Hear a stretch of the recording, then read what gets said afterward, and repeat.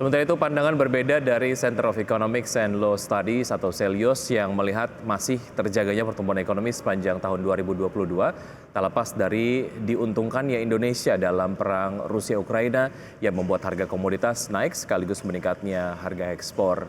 Direktur CELIOS Bima Yudhistira menyebutkan pertumbuhan ekonomi tahun 2022 sebesar 5,31% merupakan bukti proses pemulihan ekonomi nasional berjalan dengan baik. Bahkan hal lain yang menjadi faktor tingginya pertumbuhan ekonomi nasional adalah dengan adanya perang antara Rusia dan Ukraina yang sangat menguntungkan Indonesia dengan naiknya harga komoditas sehingga angka ekspor naik.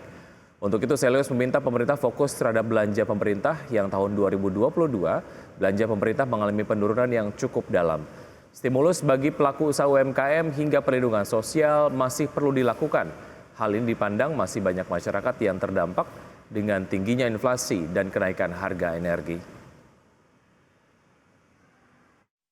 Pertumbuhan ekonomi 2022 sebesar 5,3%. Ini adalah bukti bahwa pemulihan aktivitas ekonomi bisa mempercepat pertumbuhan ekonomi.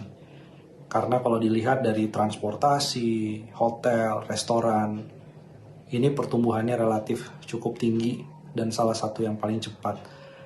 Kemudian di sisi yang lain ternyata efek dari adanya perang Ukraina justru menguntungkan Indonesia karena harga komoditas yang naik sehingga kinerja ekspor juga membaik.